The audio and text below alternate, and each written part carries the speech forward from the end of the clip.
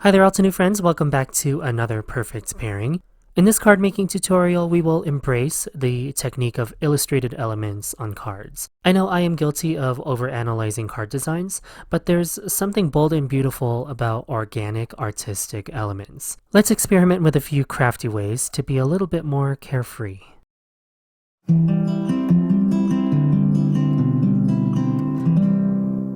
The bold and beautiful Altenew August 2022 release featured this beautiful stamp and die bundle. This is the Precious Doodles stamp and die bundle. It's a beautiful 4x6 stamp set with its coordinating die. And immediately once I saw these layering images, it reminded me of a field of poppies. And as I work on my personal home garden, I'm constantly inspired by beautiful full fields of flowers. And with that in mind, I wanted to incorporate this idea into two cards that require really minimal amount of tools. To color in my Precious Doodles Field of Flowers, I've chosen Canyon Clay. That's from the Martian Terrain Crisp Dye Ink Bundle. Pumpkin Pie. This one is from Fall Harvest. And finally Lava Rock. This one is from the Warm Gray family. If you're following along on the Altenew blog, Virginia released her inspiration photo challenge, and these colors are slightly similar to what she's picked. So I would suggest that you check out what she's created on the Altenew blog, and I will also have that linked in the description box as well. And in addition to the three color palettes, I've also brought out my fine liner pen set. I love these for adding bold yet crisp details on any of your paper crafting projects. The surface I've chosen to stamp on is a 5.5 by 8.5 panel of white cardstock. I'm using a little bit of the satin masking tape to hold down my white cardstock to my Crafter's Essential cutting mat.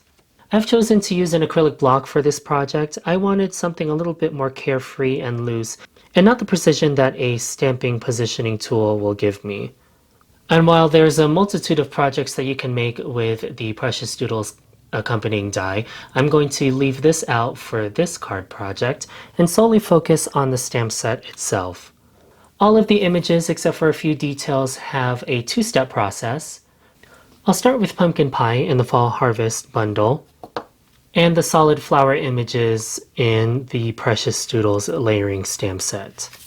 With any of the Altenew photopolymer stamps, I highly recommend using your stamp conditioning eraser so that you can dull the surface and get crisp dye ink impressions every time.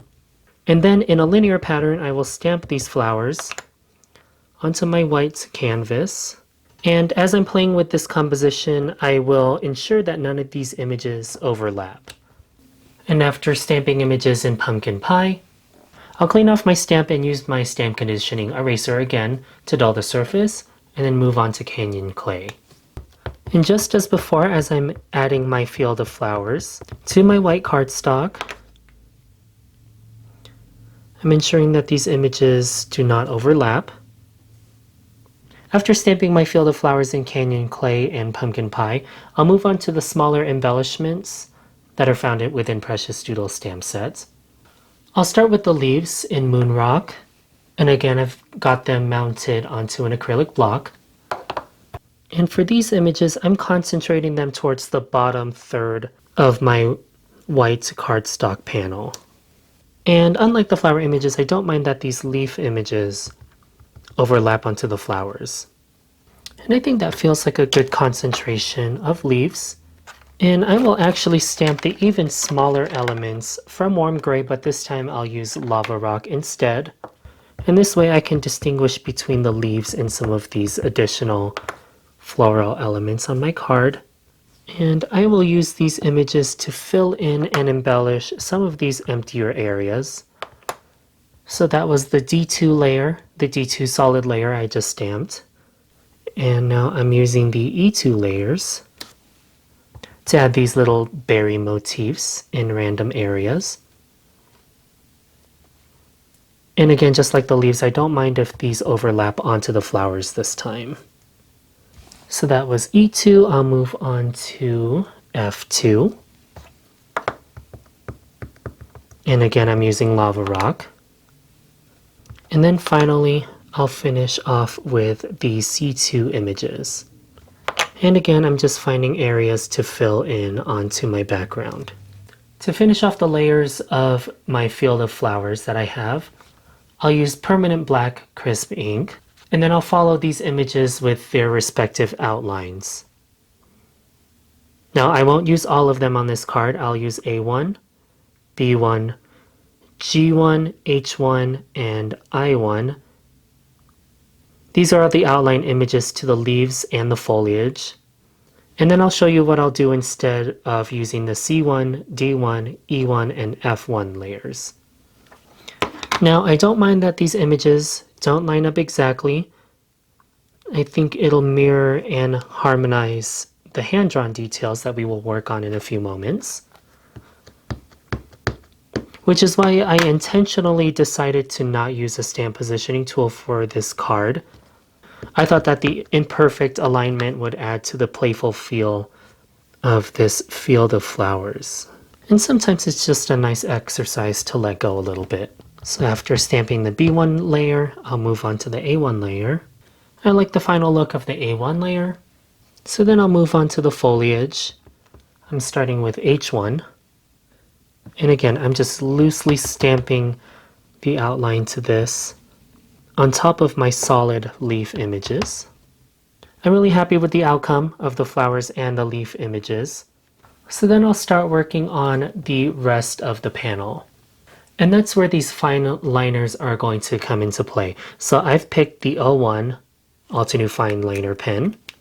And I'm going to mirror the outlines that are found within the layering guide of Precious Doodles and draw on the lines of C1, D1, E1, and F1. Now you can easily stamp these as well if you choose, but the reason I'm choosing to draw these in myself is so that I can orient the lines in a way that I like. And what I mean is I'm adding in these lines so that they all point downward. So downward as if this is my horizon, the bottom of my card. I don't really care that my lines are shaky or if they are of varying line widths. All I really care about is that they're all going downward as if they are coming up from my horizon. And adding in these linear details shouldn't take very long at all. And once you have everybody accounted for, I'll move on to the flowers before doing the leaves. So I'm picking an area for the stem, and without a ruler or anything, I'll just draw a straight line down to my card horizon. I'm ensuring that my stems go behind my leaves and any of the stamped elements.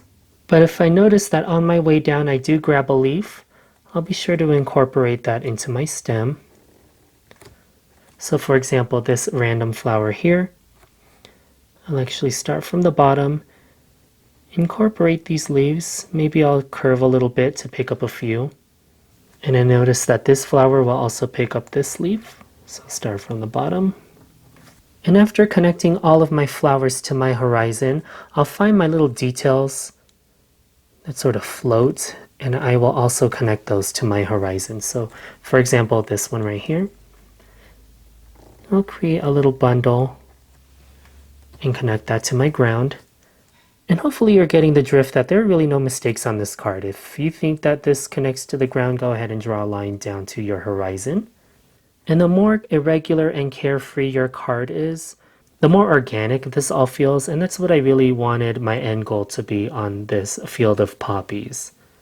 Really, for the finishing touches, before I add too many lines, is I'm trying to find areas where my leaves connect to stems, and I'm extending that line if I need to, just so that everything connects. And before I go overboard with any of the vertical lines on my card, I'll stop here and then work in the last few stamped details. So I'm taking the A3 and B3 layers, and to stamp that deep black center that to me is so characteristic of poppies, I will really quickly and loosely stamp the centers to the card. And those are the center layers of those flowers. No floral bouquet is complete without a lot of splatter. I'll finish off this element of my card with jet black ink spray. And if you have some areas that you were probably not so proud of, this splatter will help hide a lot of that imperfection. To me, it adds a little bit of that speckling that you find in homemade papers. Actually, I lied. I'm going to use pure white ink spray as well. And after adding jet black and pure white ink sprays, I'm going to let this panel completely dry back before adding it to my folded note card base. I'll make my sentiment banner with the Mighty Alphabet die set. And my choice in sentiment dies is intentional because I feel like the linear aspect of these letters in this die set contrast the hand-drawn and shaky elements found within the field of poppies I used in Precious Doodles. And I'll show you how I use this die set in its unconventional way. Instead of die cutting these letters and using the positive aspect of these dies, so using what the die cuts out, I'm going to use the space around it. So I will need to align and cut these images in a way so that I preserve the background element or its negative space. And then I can position this so that as I cut around it, I'm left with a nice even space around it. And I'll show you what I mean here once I run this through my die cutting machine. So instead of using the letter as I normally would with the die cut, by the way, I can add these letters to my stamp storage sleeve and use them for another project. But I will use this space around the dies. So I can use my paper trimmer to cut around the negative space, and so this is what I'm left with. And I will use this on my card as a raised element on top of the field of flowers I just made. So here's my finished dry panel. If you love slimline cards, this is one great way to make a slimline panel. You just have to trim it down to fit onto your card front. So I've trimmed down my 5.5 by 8.5 panel into two 4.25 by 5.5 panels. So this will fit on my standard A2 size card front. But instead what I'm going to do is trim this down slightly smaller than that. So now I've trimmed down both of my panels by 1/8 of an inch on each side. So what that means is I'm left with a final dimension of 4 by 5 1/4. In order to finish this card, I'll use my folded note card base. Lately, I've been loving the Altenew scoring board. I used to use my larger one, which was cumbersome and barely fit on my desk, but now this one is much more portable for me. And of course, Altenew is made by paper crafters for paper crafters, so there is a nice little star here to remind you that here's your line for your 4.25 A2 size card bases. To the back of my Precious Doodles stamped background, I've applied a generous amount of the Altenew Instant Dimension foam tape. Then I will center that onto my folded note card base. And then finally, with one of your negative die cut pieces, I've added even smaller bits of the Instant Dimension foam tape. I will add my very simple die cut sentiment to the center of my card. And this is just one of many ways to add your personal touch into any of your floral stamp sets or floral cards. I think sometimes we get so caught up in precision and perfect alignment, but I think it's important to remember to add some of your own personal touch to any of your card making projects, even if that means you literally draw them into your floral arrangements.